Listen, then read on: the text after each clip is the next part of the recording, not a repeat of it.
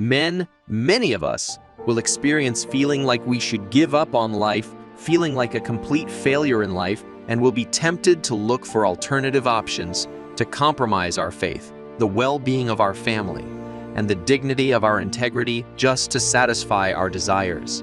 Men, life will tempt you to take the easier path and follow what is fun, even if it will destroy your life and everything you have built.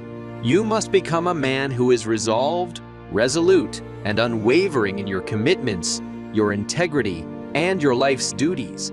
Without becoming a man of commitment, we will only find ourselves falling away and being swept by the waves of life during difficult times.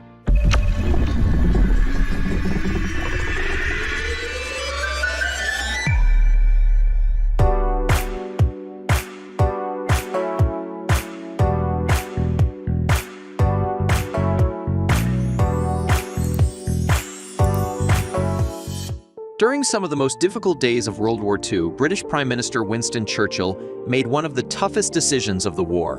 When British intelligence learned that the Germans planned to bomb the city of Coventry, Churchill found himself with a simple yet terrible choice: evacuate the city and save hundreds of lives, but risk tipping off the Germans that the British has broken their communication code, or do nothing and allow hundreds of people to die, but keep the secret safe. What decision would you make if you were the leader of the nation? Churchill was resolute as always, and he chose the welfare of his entire nation and allowed the enemy to bomb Coventry.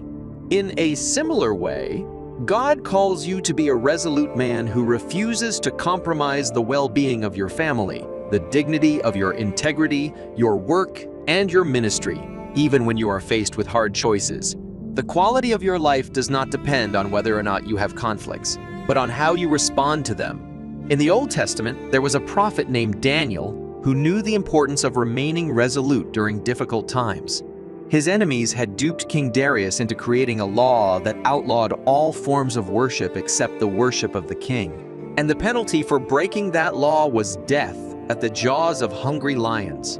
Daniel too faced a terrible but simple choice: either worship Darius and live, or continue faithfully praying to God and risk becoming an evening snack for the lions. Daniel loved God, so he refused to bow in worship before a man.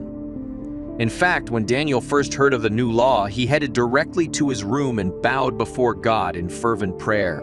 Daniel saw this obstacle as merely an opportunity to strengthen his resolve and commitment to God, because he understood that motivation is what gets you started, but commitment is what keeps you going. Daniel's enemies observed his defiance of prayer to God instead of praying to the king and had him thrown into the lion's den. God honored Daniel's resolute faithfulness and delivered him from death. No lion would touch Daniel, and Daniel didn't even receive so much as a scratch. What temptations are whispered in your ears that would compromise your faithfulness to God? Name them. Create and execute a plan today for remaining resolute in your commitment to God, no matter what. Commitment means staying loyal to what you said you were going to do long after the mood you said it in has left you. Commitment is what transforms a promise into reality.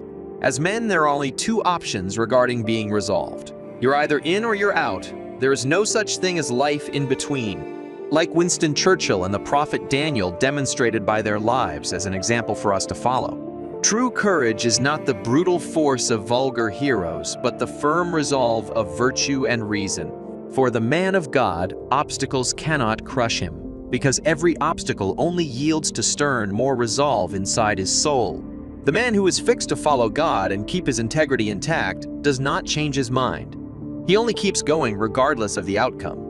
Because if God is for him, who can be against him? As men, we must understand that making the hard choice to live in a way that pleases and glorifies God does not guarantee you problem-free days on earth.